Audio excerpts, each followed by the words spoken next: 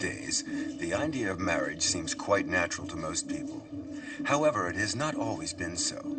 During a long period in history, man had no concept of love and the institution of marriage.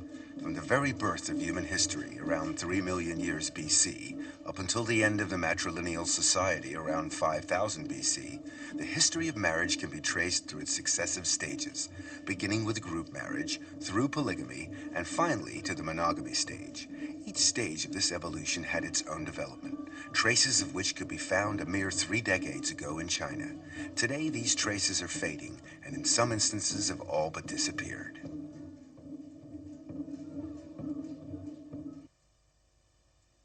Feudalism ruled over China for thousands of years, and indeed its influence is still felt today.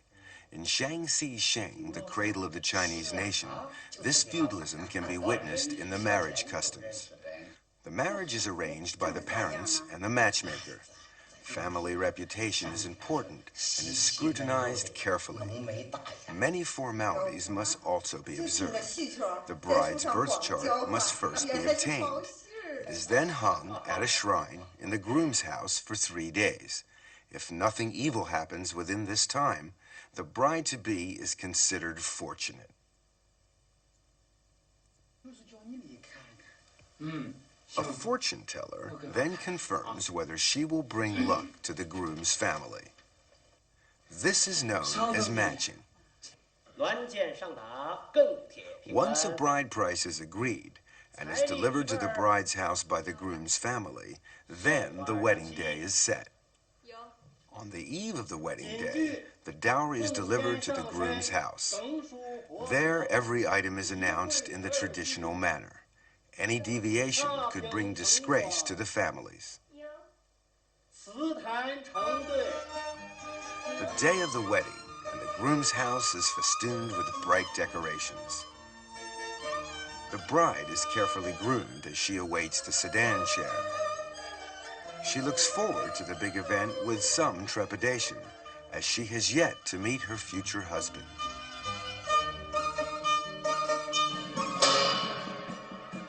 Back in the days when there were still imperial court examinations, those who passed the exams would have a parade in the streets to let everyone know about the great event. And a wedding was also regarded as very important. No expense was spared to make it the most spectacular and memorable day of the bride and groom's lives. Throwing buns to the crowd is traditional in marriage ceremonies. Amongst other things, they are supposed to ward off toothache.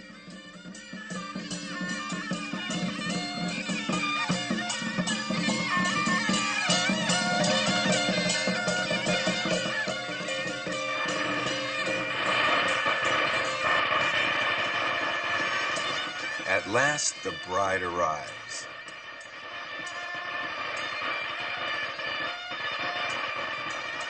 The bridegroom leads the bride by a red silk rope, which symbolizes the husband's rights over the wife. She follows him along a red carpet. The bride clutches a vase and a mirror as she steps over first burning coals and then a saddle to protect her against evil.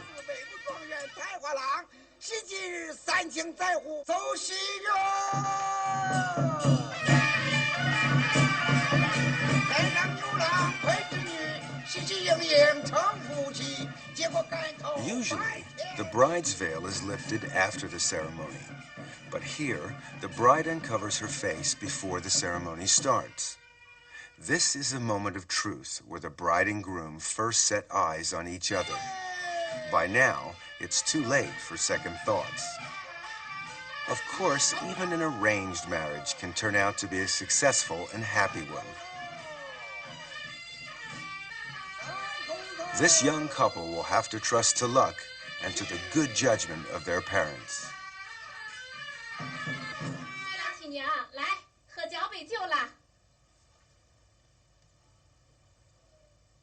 After the cup of wine, as custom dictates, the newlyweds walk around the 4 sides of their nuptial bed to pray for a large family.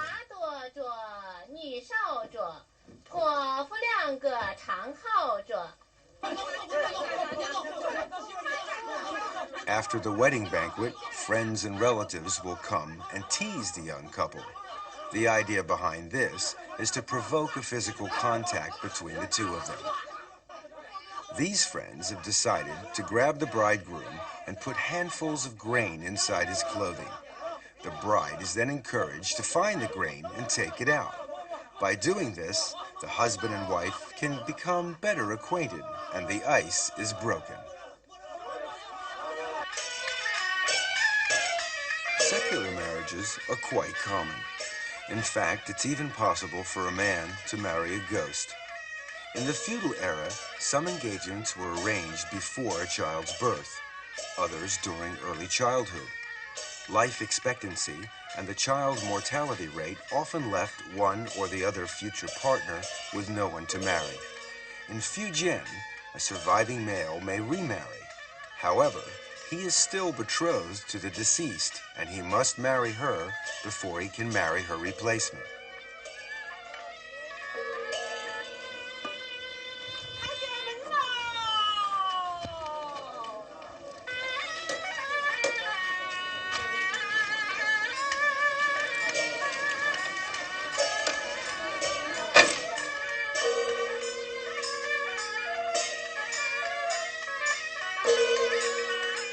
The bride, in these cases, is replaced by a dummy.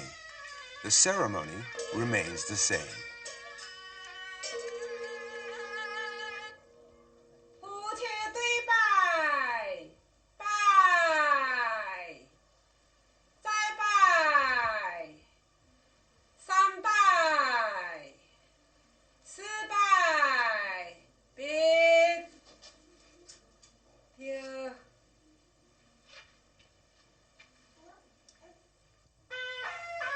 After the first wedding has been completed, the groom is free to marry again. The second bride must pay her respects by bowing to the dummy, as the first bride's spirit has already entered the room. She is only a replacement for the first wife, and as such, she will look after the husband and bear children for her.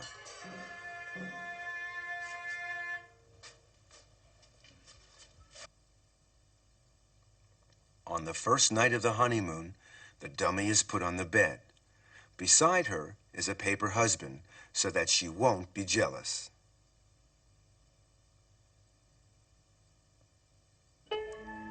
The two couples spend the night in the same bed, the dummy watching over the newlyweds.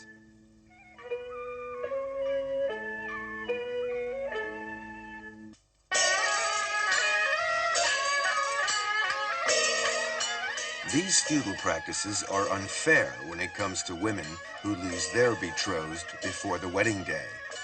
If the man dies, the woman must marry his ghost. But unlike a man, she is required to remain a widow for the rest of her life.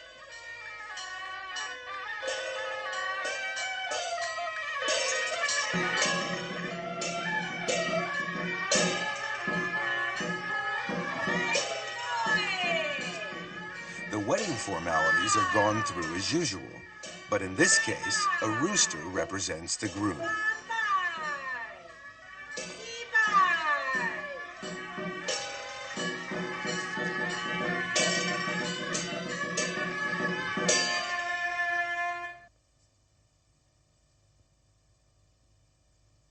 When the wedding is over, the bride is left alone with her husband's shrine in her room.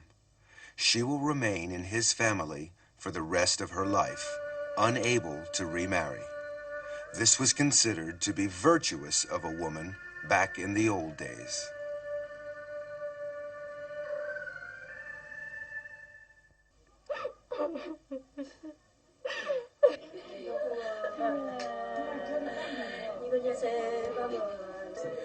This bride-to-be is weeping over her coming marriage.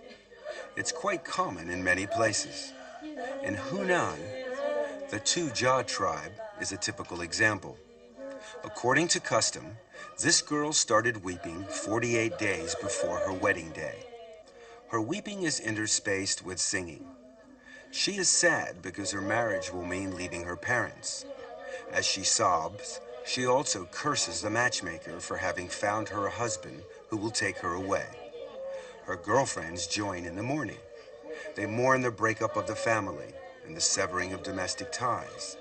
They mourn the success of the matchmaker and the dressing of the bride, and her farewell to her birthplace. In all, 11 mourning procedures must be followed.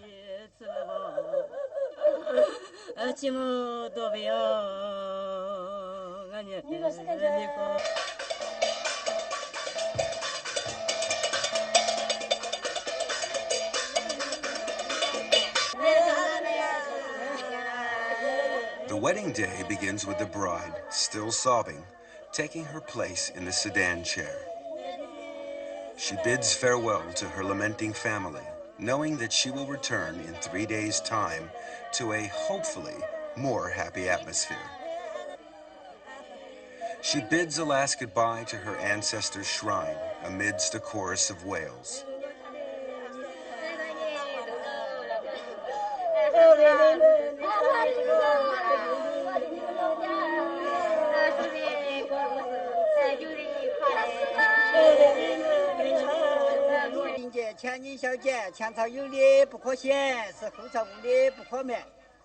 The sedan chair is smeared with chicken blood. This is to prevent any bad luck being carried with her to the husband. Chopsticks are spilled before leaving to ask for a blessing on her parents' family. After that, the bride is not allowed to touch the family ground when getting into the sedan chair and must be carried on her brother's back. It's not that easy, as he must not touch his sister either. It requires a little imagination and some technique.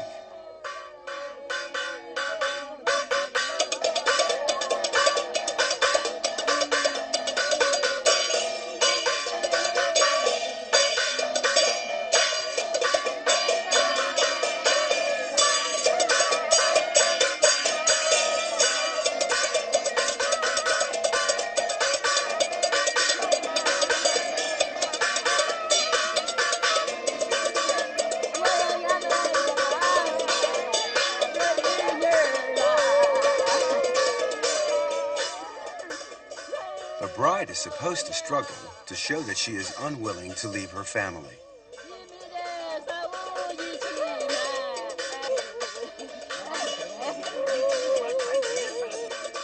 Changing her shoes signifies that she will never go back.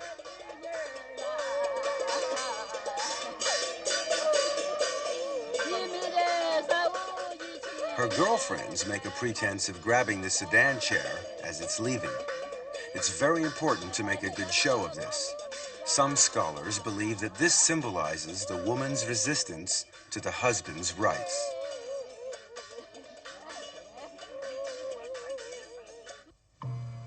From 3 million BC to about 1 million BC, human society began to take shape. However, marriage as we know it didn't exist. This was the stage of group marriage, or what can be called primitive promiscuity. From 1 million BC to 100,000 BC, human society was splitting into different blood families. A form of promiscuity called consanguine group marriages developed. In the matrilineal society, group marriage outside the tribe became common. However, there was nothing resembling the wedding ceremony as we know it, and these relationships were mainly casual. In the mountainous areas around Jinshajiang in Sichuan province, a small remote village still practices group marriage, but in a more progressive way. Not only do they have a wedding ceremony, but their marriages last. The people here belong to a branch of the Nai Si tribal minority. Within their rugged and spectacular environment, these people live a simple life, far from civilization. Many have never seen a car. This is a tribal wedding troupe. The man in the blue robe is the troupe's master of ceremonies. His official title is Minabu, which means the guide. The troupe arrives at the groom's house. Inside, someone is at prayer. The prayers are to prevent any bad spirits from the bride's family from entering. Both of these girls are brides, and they are both sisters. When the door is opened, the troupe proceeds inside for the ceremony. The man praying is called a dongba, who acts as a kind of priest cum official, and who is considered very powerful by the villagers. Interestingly enough, there are no less than 4 grooms here, and they are all brothers.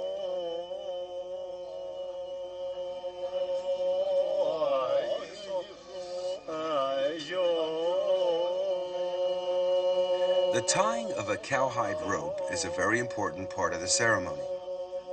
It will ensure that the women will not run away. Actually, there doesn't seem to be much chance of that happening. Toasts are drunk to the happy event. The first toast is to the minabu. Then the brothers drink to their future closeness.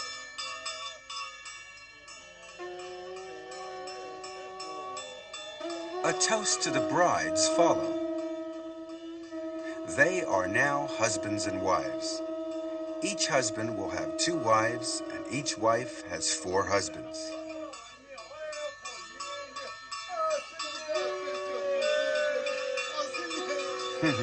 He'll drink to that.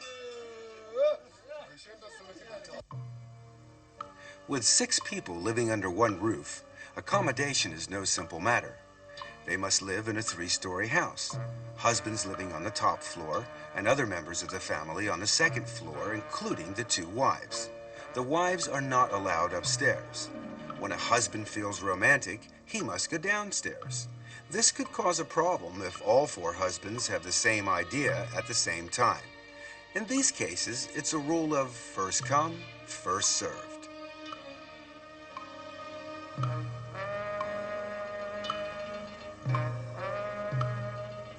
Let's have a look at another family. This man is married to 2 wives. This is another example of group marriage. The girls are both sisters, and as they cannot handle heavy jobs, they regard their husband in part as a laborer. This one's very efficient in all departments. In the space of 10 years, the 2 sisters have given birth to 14 children. So this man is proven to be a good husband, as a large family means a big labor force. It's harvest time in the surrounding countryside. The procession of family members makes its way towards the fields.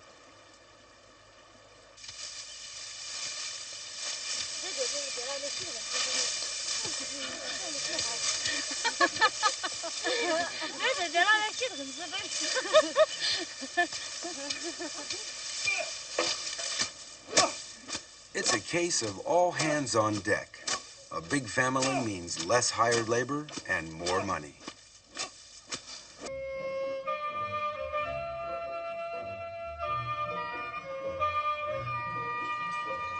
This family here, on the contrary, consists of 2 brothers sharing one wife. Their lands are on the other side of the mountain, and the journey takes all day on foot.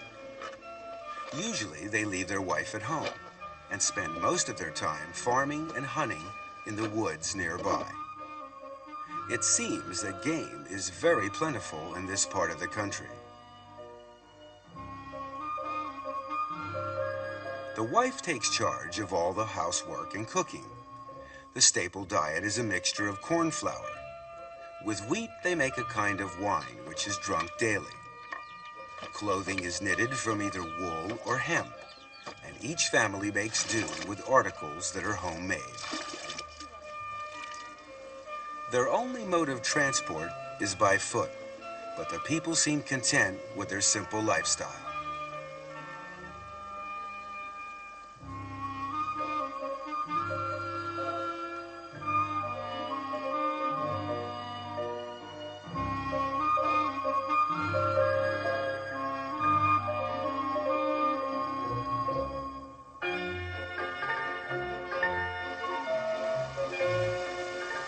This woman spins thread as she goes about her daily routine. There is always work for her to do, and this will save time for more pressing chores. Group marriage is also referred to as synogamy which means partnership. Its format and scope are not restricted and generally depend on economic circumstances, which makes it a very flexible arrangement. The Dong tribe were formerly a branch of the Yu tribal people. Their traditional costume, made from cowhide and egg whites, is quite unique. The combination of these materials gives the costume a sheen. The garment has no buttons and is weighted with pieces of silver. These people inhabit the regions of Guizhou, Guangxi, and Hunan provinces, living mainly off the land. Besides farming, they also operate freshwater fisheries. After a long day in the fields, there's nothing the local girls like better than a cool dip in the river.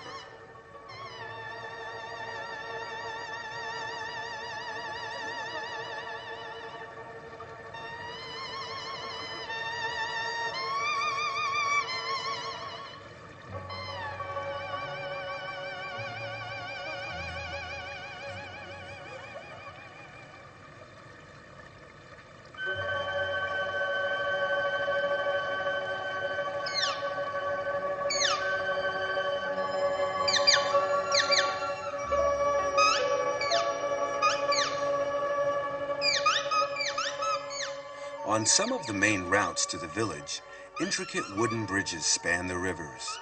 They're known as storm bridges because they are used as shelter during bad weather.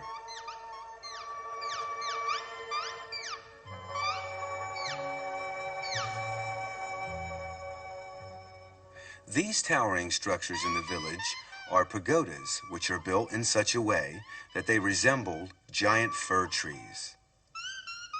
The eaves overlap neatly. Inside, the roof towers above the onlooker. This fir trunk is used as a ladder.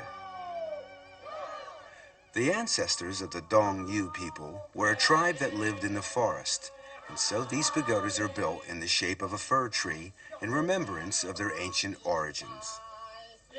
Each clan in the village has its own pagoda.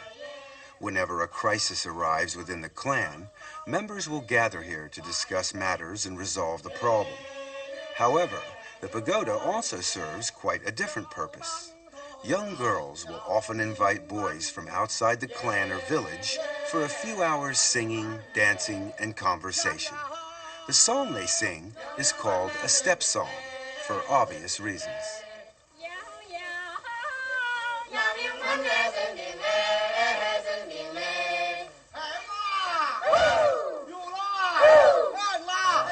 The wedding of a Dong villager. The customs of the marriage ceremony have been handed down from the ancient tribe of their ancestors. It's a form of marriage by capture. When the groomsmen approach, the bridesmaids help to hide the intended bride and defend her against the male horde with their umbrellas. This marital hide-and-seek is generally accompanied by a generous amount of good-natured horseplay between the sexes. However, umbrellas prove no match for the persistent young men, and the line of defense gradually collapses. The pursuers are gaining the upper hand as the girls fight a rearguard action to protect their friend.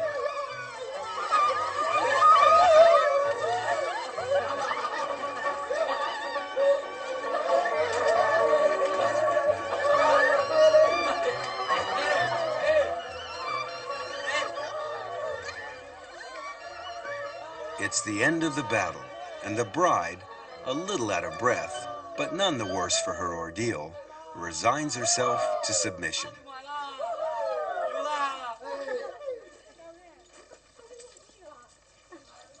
A Dong groom need not go to meet his bride. Instead, accompanied by her bridesmaids, she walks off to join her future husband.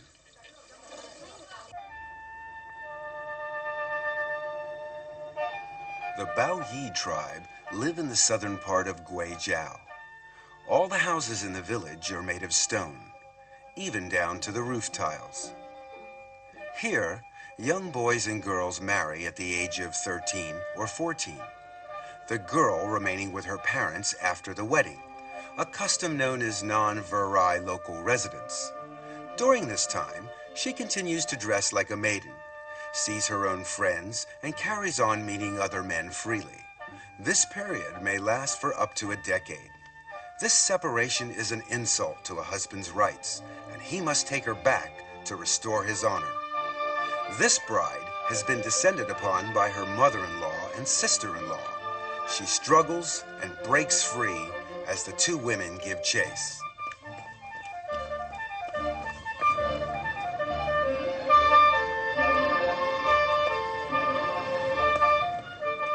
Finally, the game is up and the bride captured.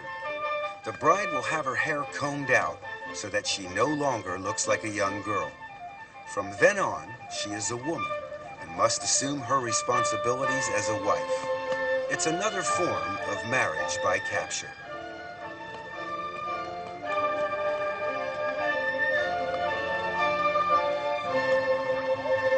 Three days later, the mother-in-law and sister-in-law bring along a rooster and some wine to the bride's house to collect her.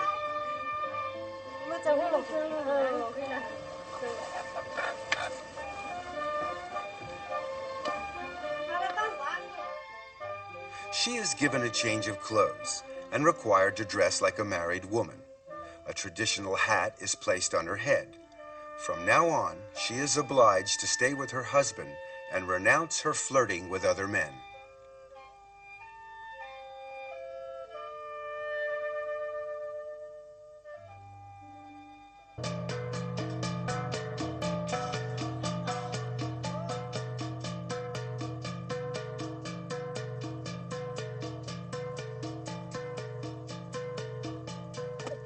At first sight, there might not seem to be anything unusual about these four people until you realize their relationship.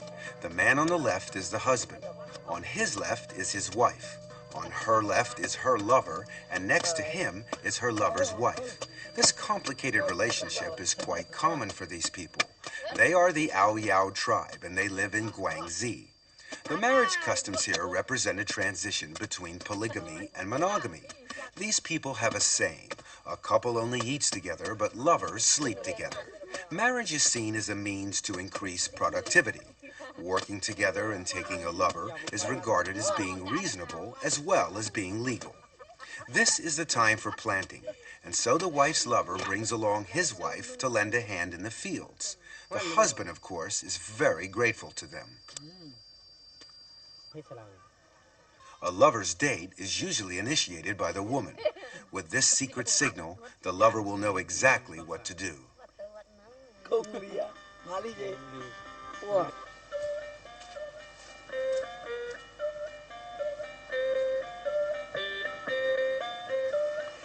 As darkness falls, the lover arrives bearing a torch as a sign that the meeting is quite open and honorable.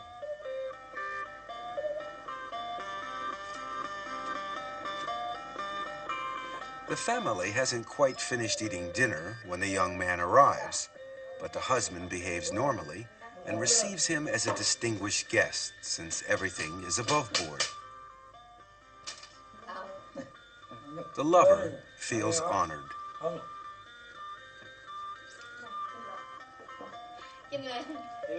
The young daughter's parentage may be in some doubt, but it's hardly important, as both men treat her with equal kindness.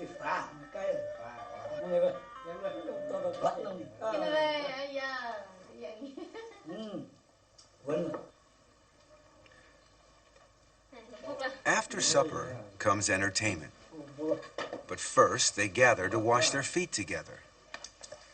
This feet washing symbolizes their closeness as a family.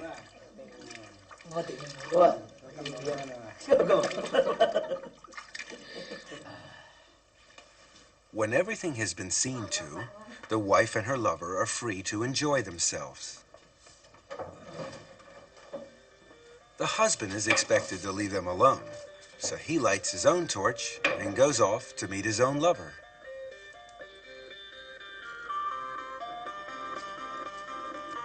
This custom originated in matrilineal societies. At that time, men worked in their family and had love affairs outside. This continued until the advent of patrilineal societies and the establishment of monogamy. However, the custom survived in some areas, with love, living, and sex becoming three different aspects of marriage. Love affairs in the Kashan Yao tribe are also quite open. If a girl invites a boy over at night, he can't use the front door. However, that's no problem for this resourceful Romeo. The post is there just for this purpose, and he climbs up to join his sweetheart.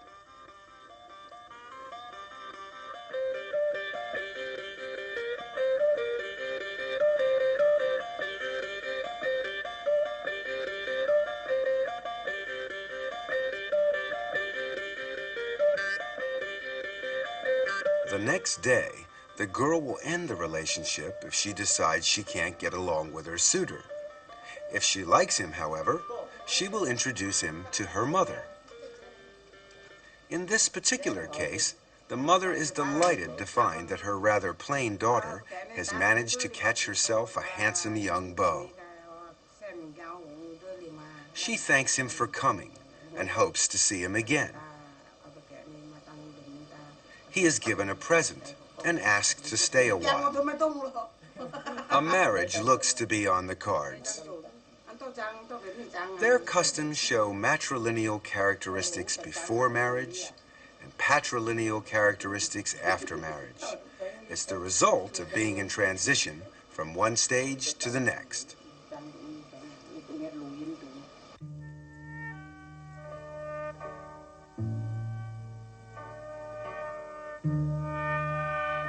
The Anis in Sichuan Bana are a branch of the Han people. Their village is unusual in that each house is surrounded by small cabins. The houses serve as the living quarters.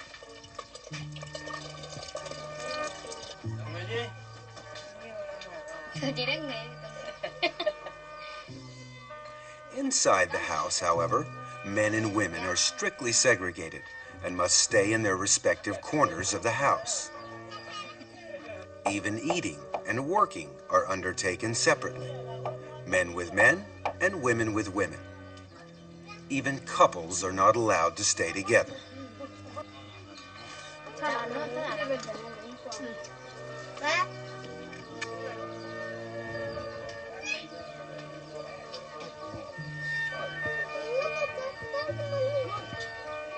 As you can imagine, this total separation is not conducive to the propagation of the species, so this is where the cabins come into play. Every male adult has his own cabin where he can date girls and indulge in his amorous pastimes. It's a characteristic of their patrilineal society.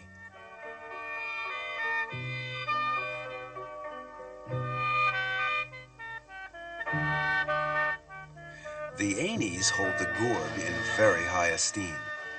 Its abundance of seeds symbolizes a big family, whilst its shape is similar to the male organ. These people have very defined standards of beauty. A girl should be plump with a small tummy. Their costume is therefore designed to show off their most important features. The skirt is just long enough to cover the bottom, and it sits low enough to enhance their beautiful figures.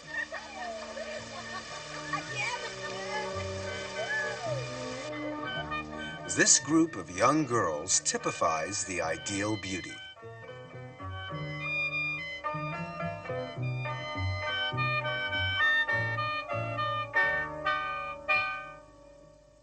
But even beauties need a little makeup. Their adornments are extraordinary. Silver, ribbon, and lace are commonplace, although the girls often use nature's riches to enhance their looks. Strings of flower seeds are worn rather like a pearl necklace.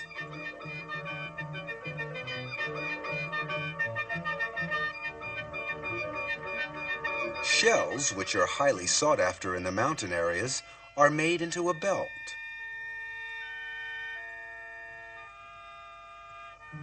Another piece of natural jewelry is this flying beetle.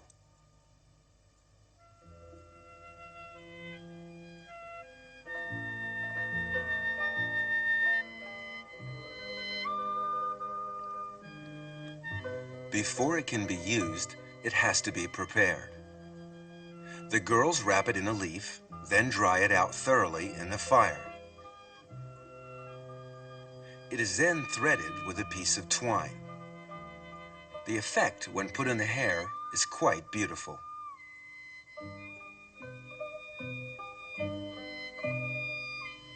When an any girl reaches the age of 18, it's time to get married. But before any proposal can be made, a young man must know the girl's status.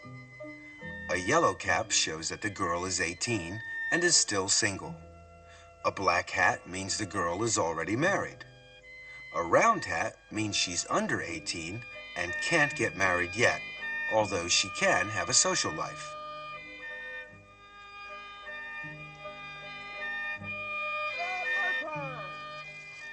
Ainies are open in their attitudes, and premarital sex is allowed. The young men and women often court through social activities, although it's not always easy, as they must marry outside the tribe. Once married, affairs are tolerated within the rules. That is to say, men are allowed to have them, but women are not.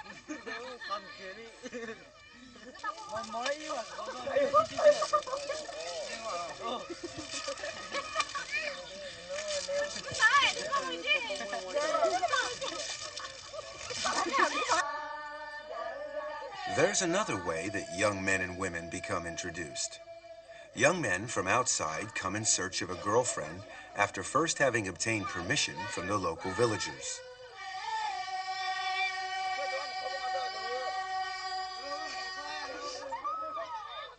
Once a young man has selected his girl, he must make his intentions known to her. 3 procedures must be followed. Firstly, the boy pulls her belt slightly.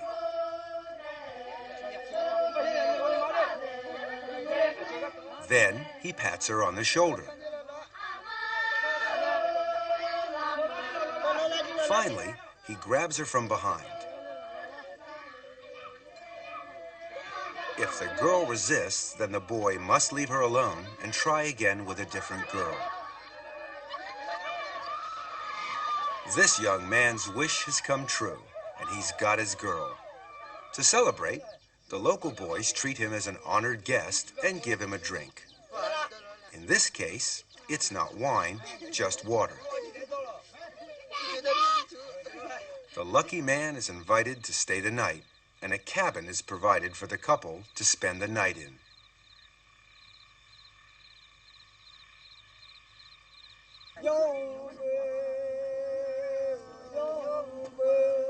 When night falls, the village social life begins. Those looking for a mate assemble.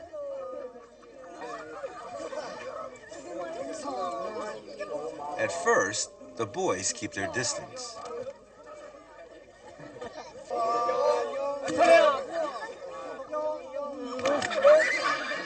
But after a while, they become more at ease, and they get closer to the girls.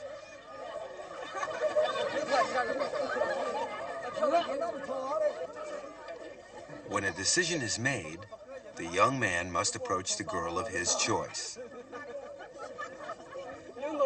If he is refused, it's bad luck, and he must try again. If he's accepted, the couple will go off and get to know each other.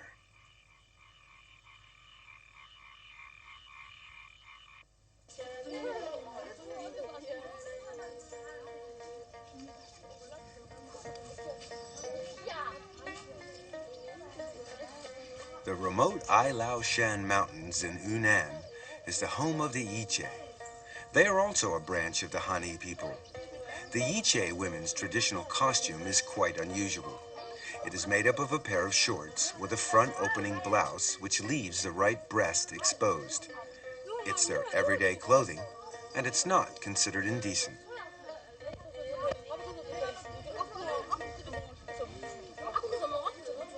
All women want to look beautiful, but definitions of beauty vary from country to country. These girls have a natural beauty, something that no amount of makeup can provide.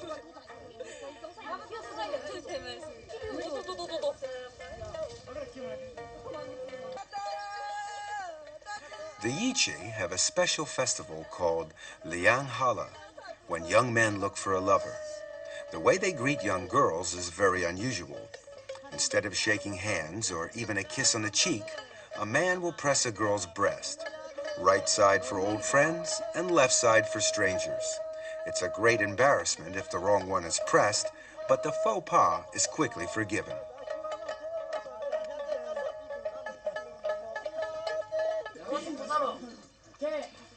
When a boy meets a girl outside, he will often invite her to a party. The number of boys is always the same as the number of girls, and they sit alternately in a circle.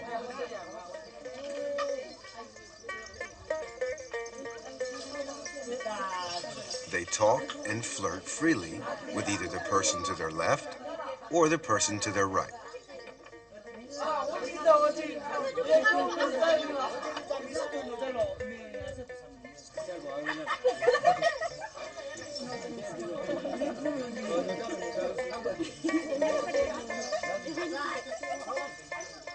At first, they're shy and feel a little awkward. But after some wine, the ice breaks and everybody feels at home. By the time the meal ends, everyone is in high spirits.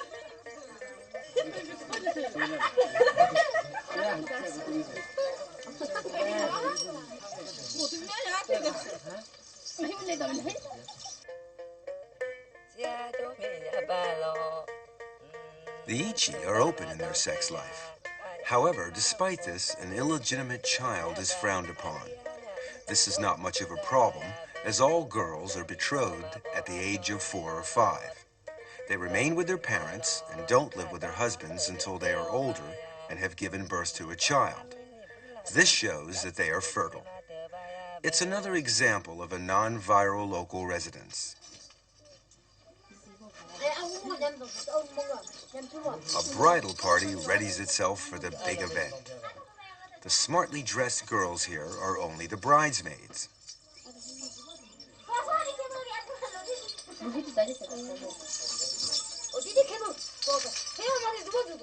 This one is the bride. Before she leaves, her mother gives her a duck and an egg to carry, symbolizing her fecundity.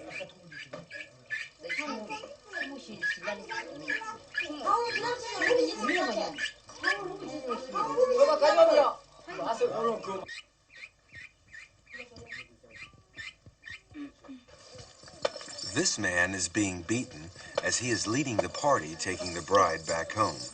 It's part of the custom here. A rope is tied across the path of the husband's village. Everybody may cross over except the bride. She must break the rope to show that she is cutting off her links with her past.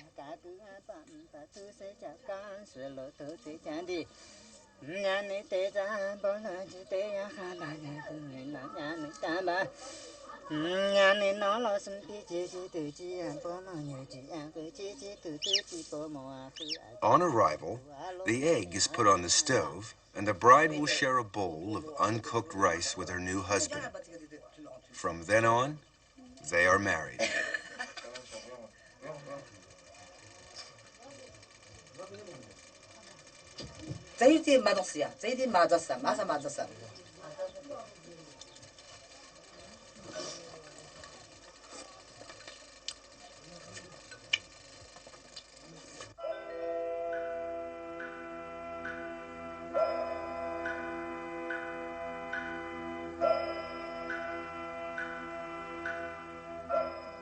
Most women in the tribal minorities are good at embroidery. This is especially true of the white-trousered Yao. Like in many other tribes, they use it to convey love to the young men they admire.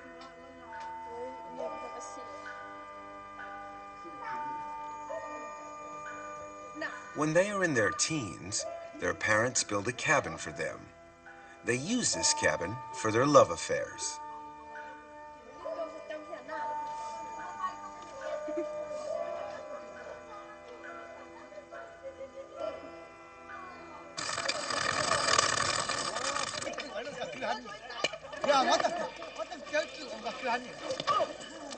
Contrary to what you may think, the long-haired youngsters playing here are all boys. The short-haired spectators are girls. Girls have their heads shaved from birth and remain bald until they start their social life.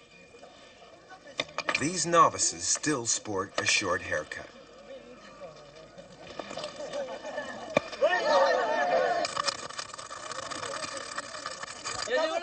In most societies, the boy courts the girl. But here it's the opposite. To show her interest, a girl will pull the boy's belt. If the boy isn't interested, he will ignore her and walk away. If he is, he must still show a reluctance to take up the girl's offer. Otherwise, he is considered shameless and not a decent young man.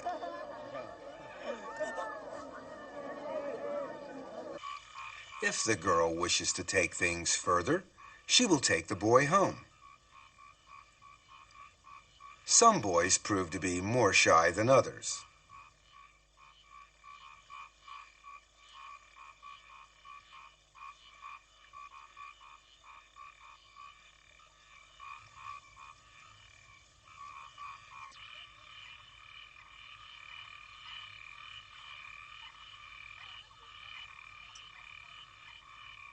Bringing a boy home is considered to be quite normal. In fact, the parents feel honored to have a suitor in the house. On the other hand, if no boy comes, the whole family is disgraced.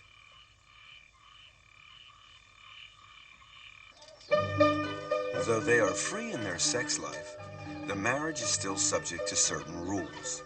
If a girl wants to get married, her cousin must be given first refusal. Her father must consult her maternal uncle first, as her mother came from her uncle's family in the first place. It is thought only natural that the daughter should be offered in return.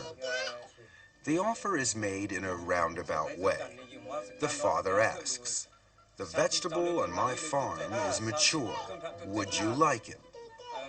The uncle replies, "It's good, but no thank you." This answer will make things easier. The girl is now free to marry the boy of her choice. Under an arrangement between the father and the uncle, 2/3 of the betrothal gifts will go to the uncle in recognition of his consent. Marrying a cousin is a form of intermarriage referred to by anthropologists as secondary blood tie marriage.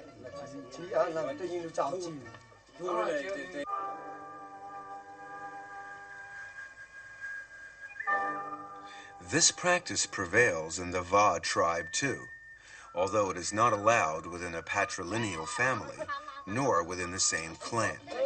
It is even forbidden to marry someone with the same surname. If this code is violated, it is considered incest and regarded as an offense. As a punishment, the couple must buy a cow and slaughter it. The cow's head is cut off and put on top of the couple's heads to show repentance for this transgression. They treat the whole village to a share of the meat from the cow and pay for prayers to be said, as they believe that this crime may enrage God. They fear that the clan or even the whole village may be cursed otherwise. Thereafter, the couple will never see each other again.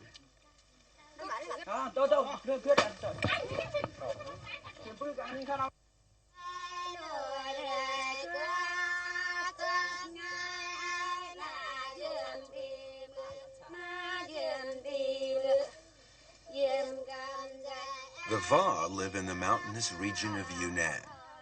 The whole area is a veritable Shangri-La. They lead a simple and primitive lifestyle, and all labor is done by hand.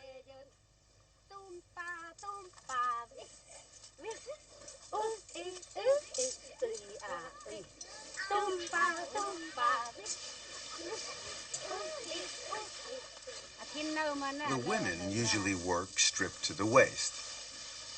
Bamboo is put to a wide range of uses: for constructing houses, carrying water, drying the crops, and storing grain.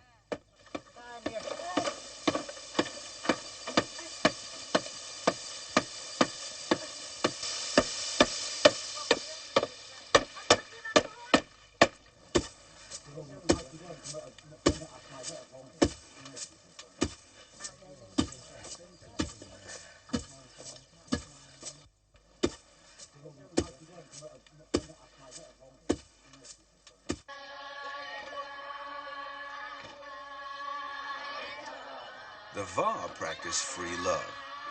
Quite often, young men will go out at night to drop in on their girlfriends.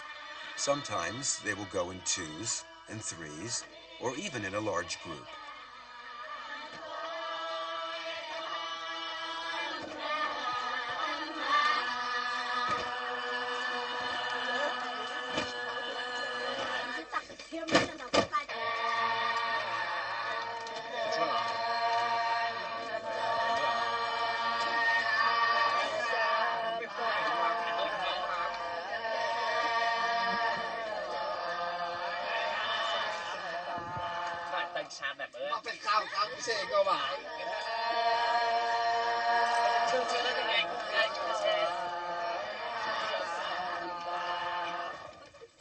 They spend the evening singing, dancing, and eventually sleeping together. Sleeping together is a sure way of having pleasant dreams, an important part of a good night's rest.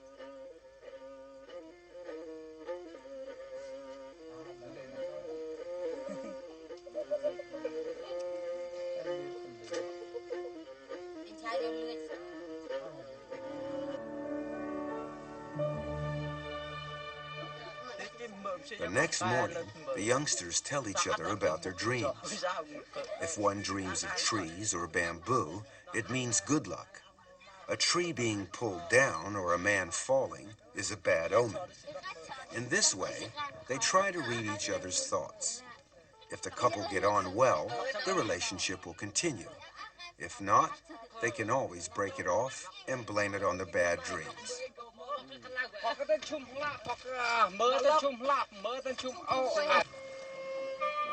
Matrilineal society flourished between 10,000 and 5,000 years BC. At first, people practiced group marriage, but slowly this evolved into polygamy. One example of polygamy is visiting marriage. This is practiced by the Moshu people of Yongning. This is a typical Moshu house. It shows the status of the Moshu woman. Women live upstairs, each having their own room. The rest of the house downstairs is occupied by the old folks and the young children. Adult males have no place in the home and are obliged to stay with their girlfriends at night. Those unlucky enough not to have girlfriends must rough it with the animals.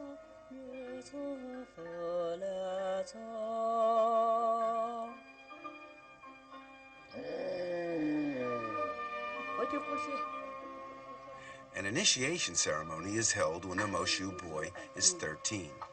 After that, he's considered an adult and will join in with the work and enjoy all the privileges of adulthood, including having affairs. A specially close girlfriend is called an ashao, a name signifying that the boy and girl are sleeping together. Polygamy should not be confused with group marriage. The latter is between groups and is totally casual. The former is one-to-one, although there is still no formal bond, and partners may come and go.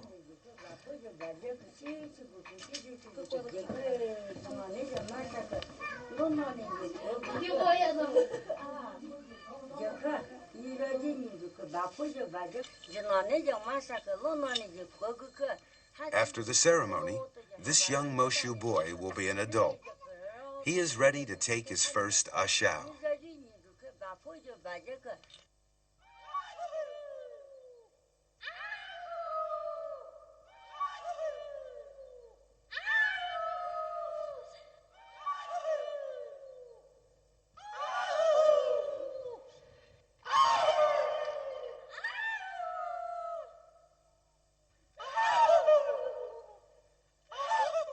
If any of these boys and girls fall for each other, there will generally be a very quick response.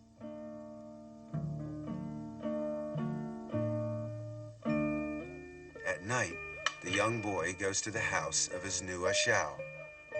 He throws a pebble to attract the sleeping girl's attention.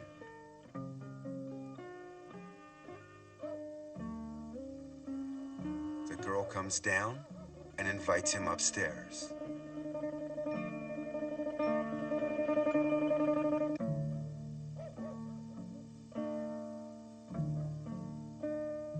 The next day, boy returns to work in the fields as usual.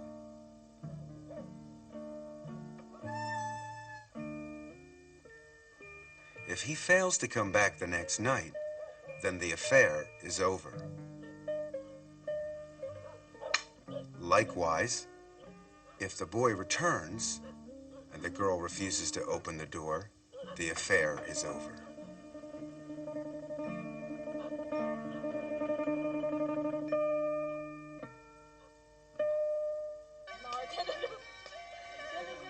Children born from a visiting marriage are raised by their mothers.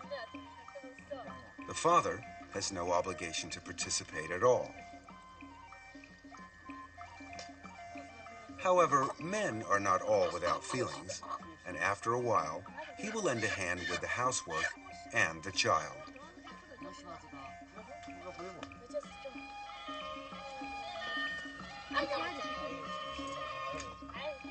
In the end, most couples will live together when they reach a certain age. The matrifocal family becomes a joint family, and the matrilineal family changes into a conjugal family.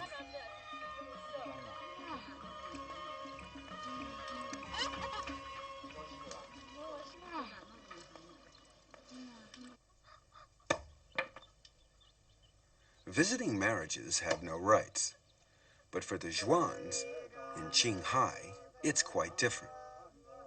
A lama blesses the girl first. This ceremony is for marriageable girls and is an ancient tradition for these people. Girls are free to select their mate.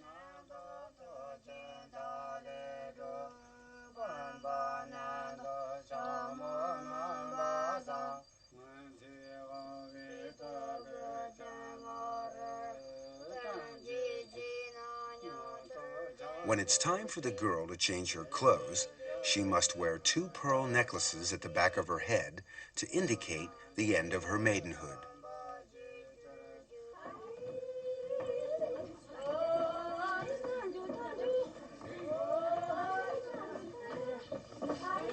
Female relatives congregate around her. The most sacred moment is near.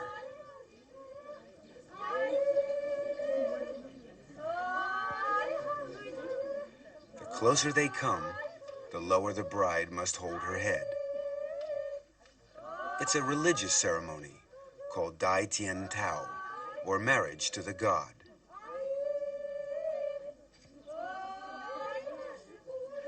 The holy water being sprinkled is in fact milk.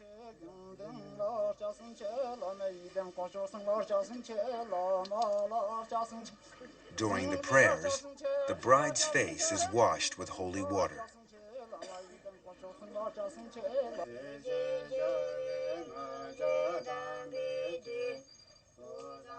The ceremony is about to begin. Strangely enough, there is no groom present at this wedding. Dai Tian Tao is a wedding for a single person who has no spouse-to-be. This girl is being married to God, represented here by the Lord Buddha.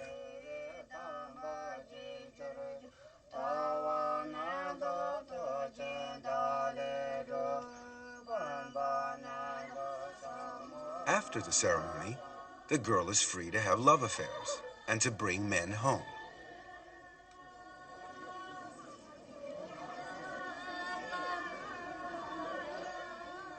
All the villagers attend the ceremony and dance and sing to celebrate her wedding. The purpose of the ceremony is to announce to the public that another girl has reached womanhood and she is now able to take lovers.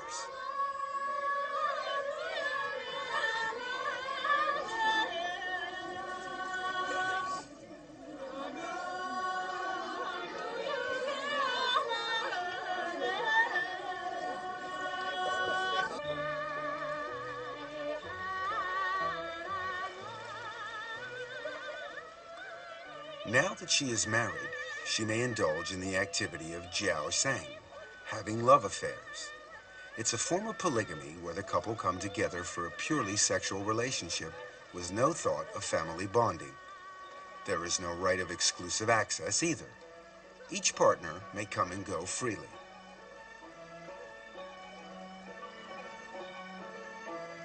This romantic period is a privilege of youth in an area where men far outnumber the women. It helps to correct the imbalance. Most of the older people have families.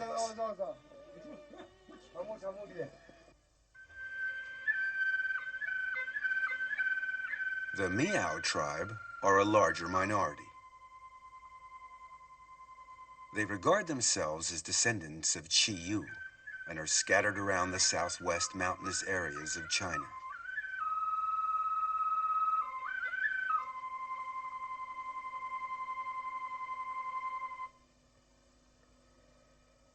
A hero's knot is considered the height of fashion. The Miaos are divided into several branches, and each branch has a different costume.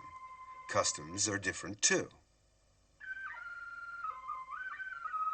There are always festivals to celebrate. In some areas, there's a festival almost every month. And at these times, the Miao girls are especially busy. They dress up in traditional costume for the event. They don't get dressed at home, but bring along their costume to the festival where their mothers dress them in public. Everything of value is worn. Silver ornaments show off their wealth, whilst the intricate dresses are a witness to their handiwork. A pierced ear with a large hole is considered prestigious and is meant to attract admirers.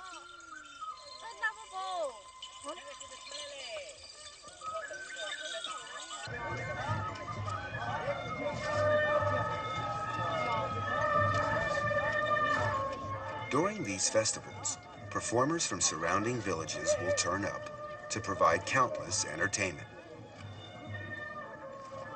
Today is the 8th of April festival.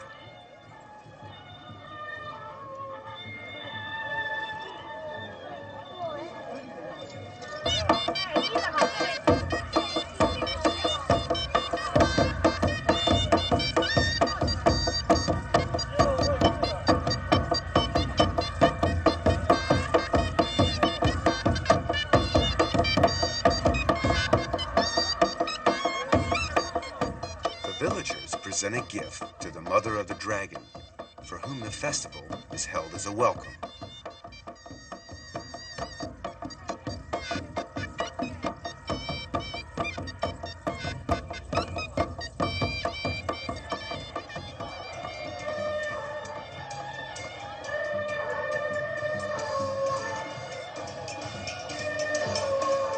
Like the Han people, the Miao race dragon boats at the annual Dragon Boat Festival.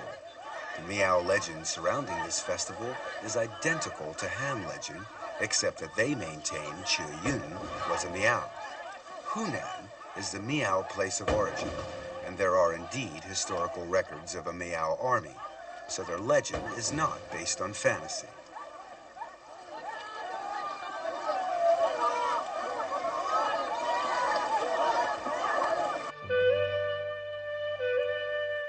The 6th of June festival is held to celebrate engagements.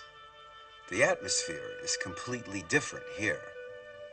On this day, these young girls have decided to take a bath in a quiet river, and they've asked their lovers to come along and watch.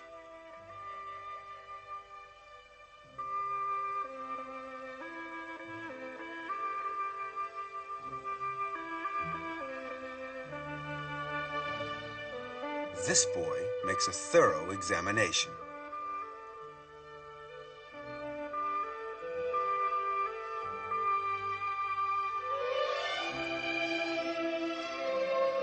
If he's satisfied, he must make his intentions clear, in a polite way, of course.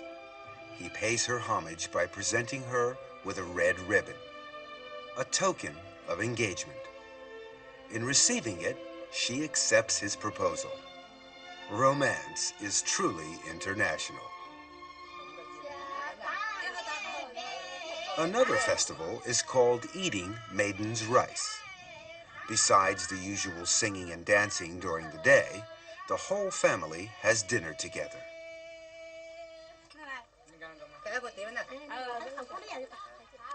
A song of toast is sung, and wine flows freely as the family enjoy the special feast that's been prepared, whose main dish is this colorful rice.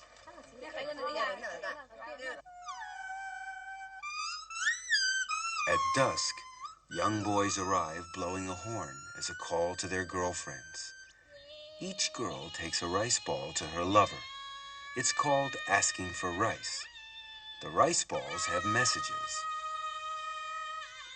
Pine needles inside the rice ball means that the girl would like needles and thread as a present. Corn means the girl would like an umbrella.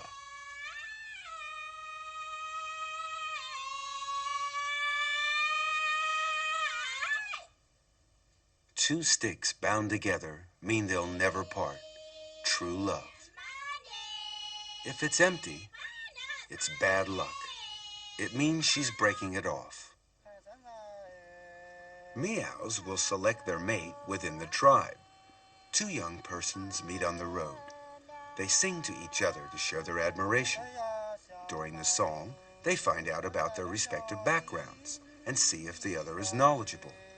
It ends with a real heart-to-heart talk, and the relationship becomes closer as a result. It is customary in this tribe for lovers to carve a notch on a piece of bamboo after each date. If, after numerous dates, they fall in love, they break the bamboo and each keeps one half as a token of their eternal love. If either one of them ever breaks their vow, they will be obliged to eat the bamboo as a punishment for being unfaithful. Quite an effective deterrent.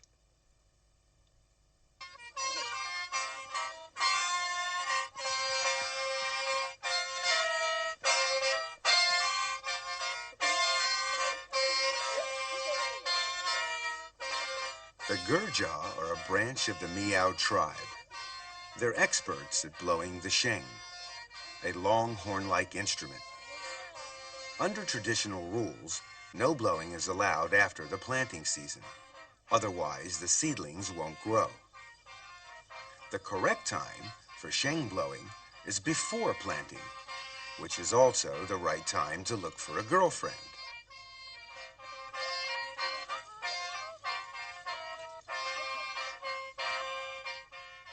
Slowly, the girls dance around the boys. Each girl holds a necklace in her hand. As they dance, the girls choose. They put their necklace on their favorite boy's sheng. This is called asking for necklaces.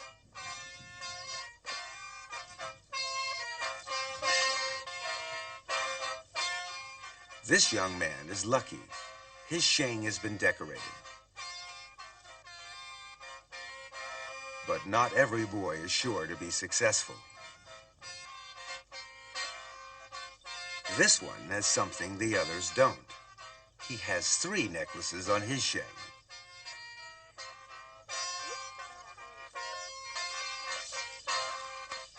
The dancing courtship over, they go off in search of other entertainment.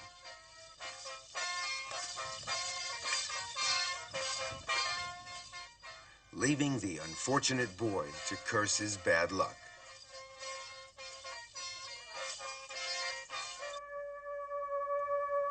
The green-trousered Yao of Guijiao have a completely different way of courting.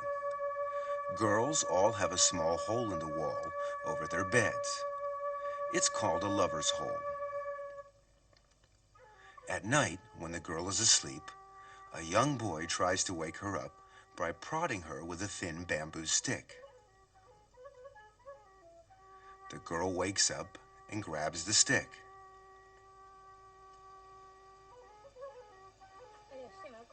But she doesn't react favorably.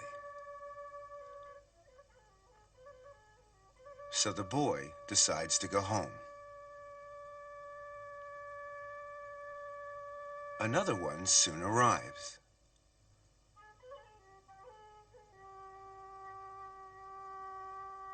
He repeats the same procedure.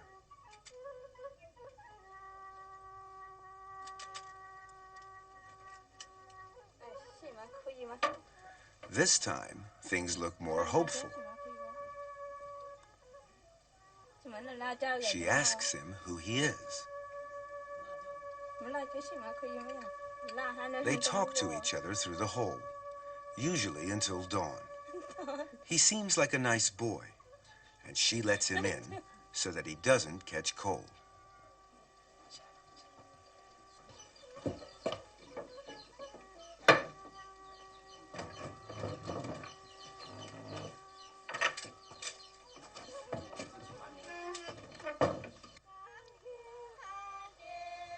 In every Miao village, there is a special place where young people can meet to date or just to talk. Normally, they date in the evenings, but when they're not too busy farming, they also meet during the day.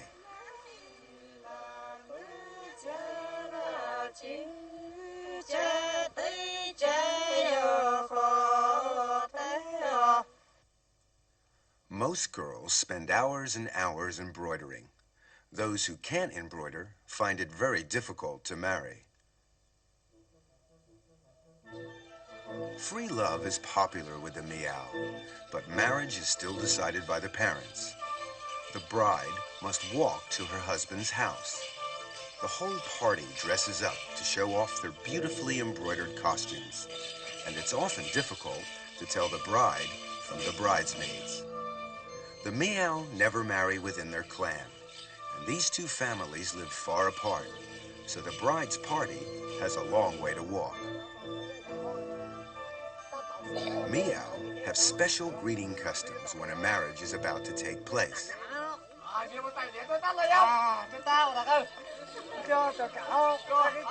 The villagers wait at the entrance to the husband's village and make the bridal party drink from an ox horn. The drinker must be careful not to touch the horn with their hands. Otherwise, they have to drink it down in one gulp.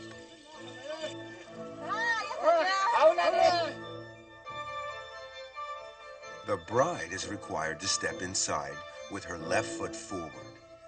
This will ensure that her firstborn will be a boy. The wedding is very simple, with no real ceremony. The bride must carry water for her husband's family.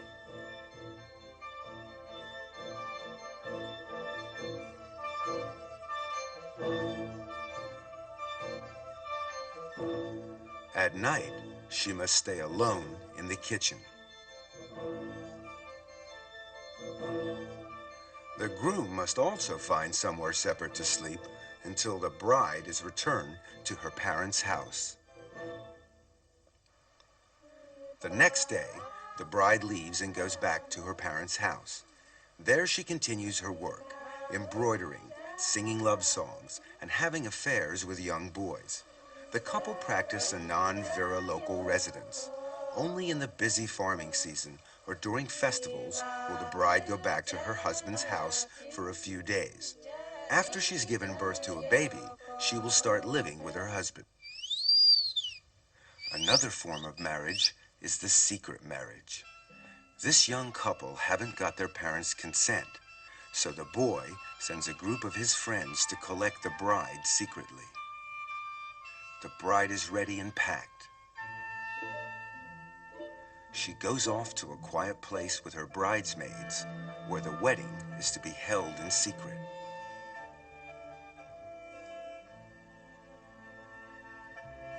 Quickly, she dons her bridal dress.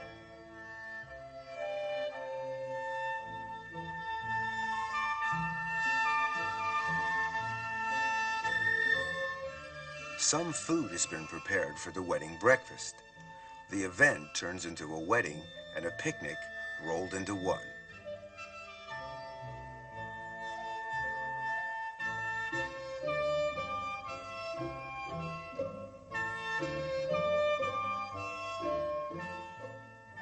She follows the groom's assistants to her husband. The wedding is now completed.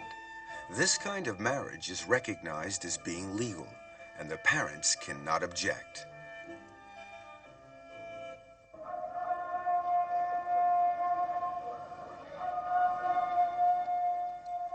The Uyghurs of Xinjiang are Muslim. On their holy days, They worship God and take part in extended prayers.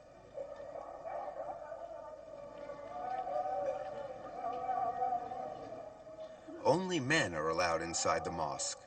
Women are strictly forbidden. Islam respects patriarchy and a husband's rights over his wife. Women are regarded as subordinate in all matters. Previously, they were obliged to wear a veil when outside the house. If they didn't, the punishment was severe.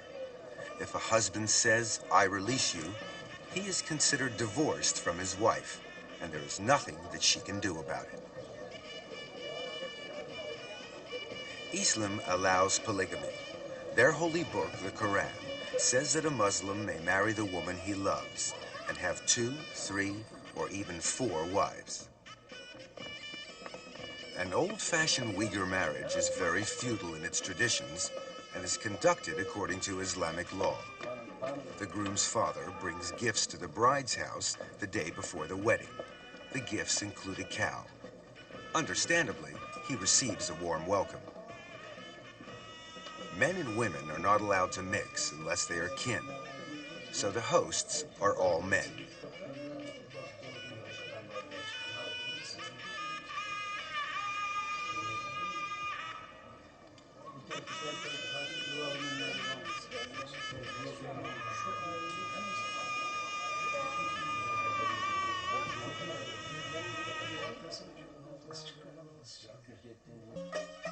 The day of the wedding, the bride gets up early to dress. The wedding dress is a gift from the groom to show that she belongs to him. She will have to obey him in every way from now on. Friends and family come over to celebrate with her. She goes outside to greet the female relatives.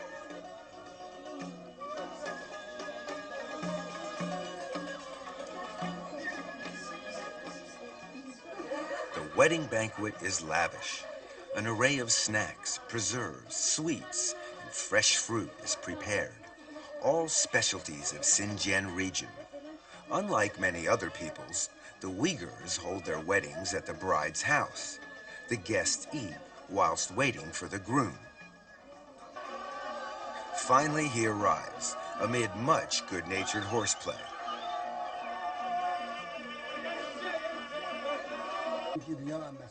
A Muslim holy man conducts the ceremony.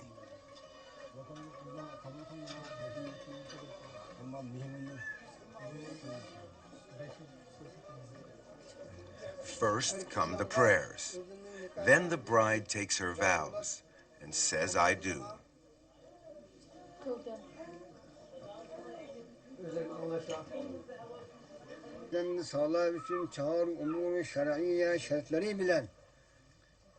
Then it's the turn of the bridegroom. Of course, he has no hesitation.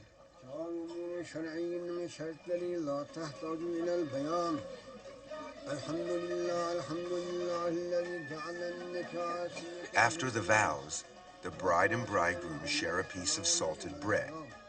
This symbolizes the hardships they will share during their married life.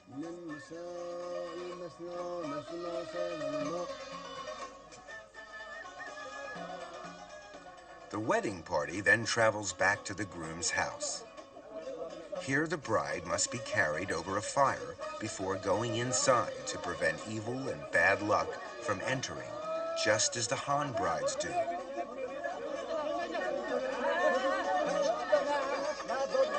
Dancing and singing continues in celebration of the happy event.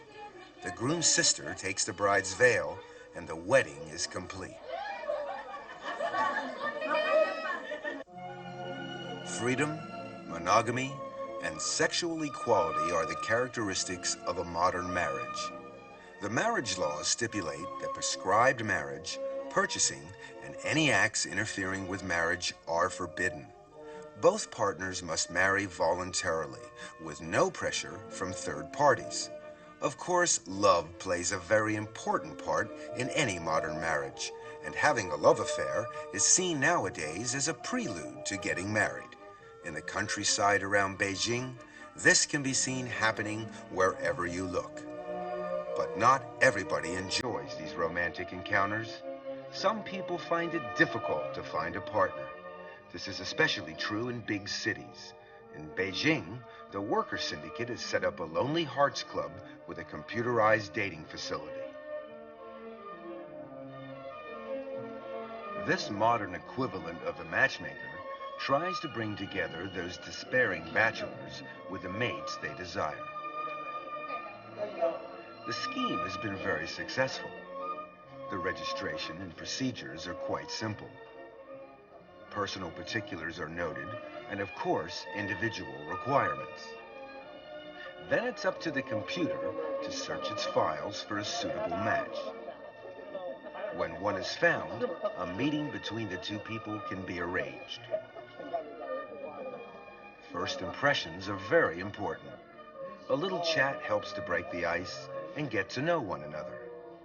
If all goes well, the relationship will blossom.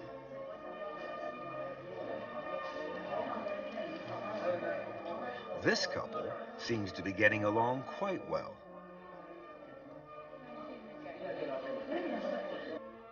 But some are too anxious to wait. They put up advertisements in the hope that prospective girlfriends will read them. Near the club, there's a love corner where young hopefuls gather with the sole purpose of finding a boyfriend or girlfriend. 没什么要求，要求比我强吧，都年龄啊无所谓。年龄无所谓啊。大点。大点也没关系。大点也有限度的，大10年、20年那种。那也别太离题了，大几岁差不多，只要俩人合得来就行。This sounds quite reasonable, but how do you go about finding Mr. or Miss Right?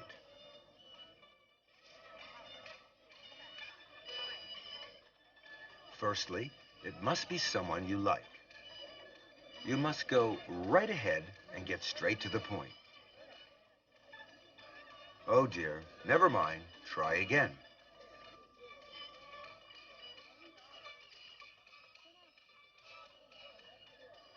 This looks like another no.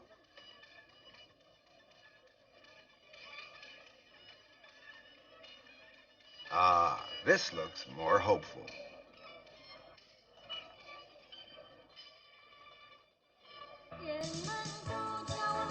The club provides an excellent service by allowing young men and women to meet and to get to know each other better. Balls are held frequently. It's Golden Autumn Night, the eve of the Mid-Autumn Festival. These two young ladies are obliged to dance together. They obviously haven't found their Prince Charming yet.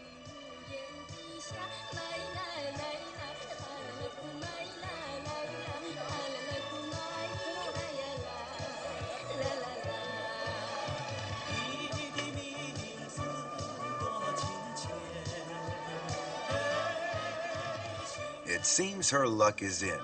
She's found a handsome man. The ball is divided into sections. This section here is the pro-secondary section for intellectuals. There doesn't seem to be too much happening here.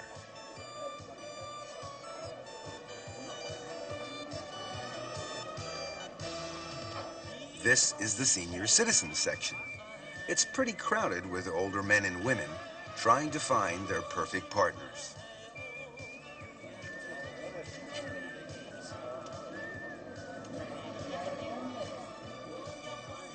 Finding Mr. or Miss Right is not very easy. So the staff does what it can to help.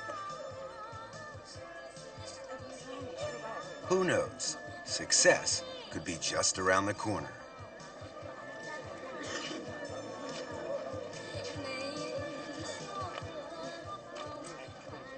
Throughout the hall, men and women of every age group are getting together with the opposite sex, trying to select the partner they would like to date.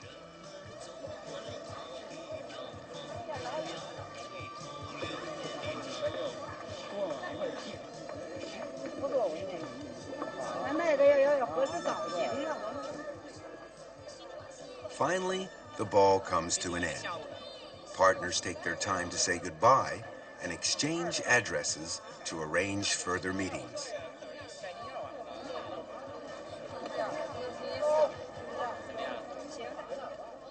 Some, however, are not so lucky.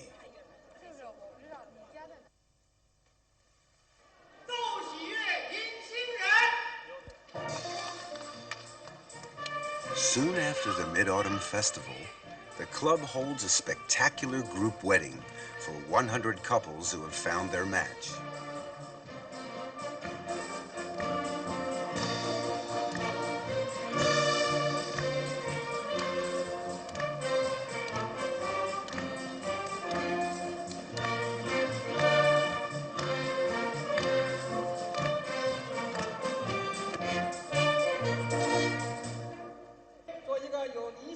The master of ceremonies is the deputy mayor of Beijing.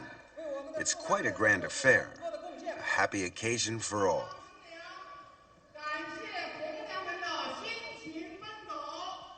The couples thank the dating service for their hard work.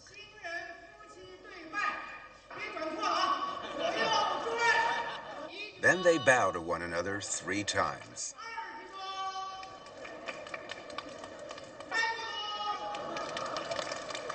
Hopefully, all love stories will have such a happy ending.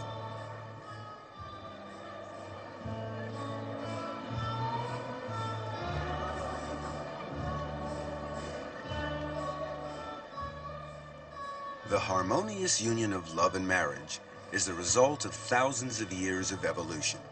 Some people believe that our present system will continue. Others maintain that marriage customs, like many other aspects of everyday life, are in a constant flux and are bound to evolve further. Of course, nothing is absolutely certain. What will the future bring? Judging by the past, your guess is as good as ours.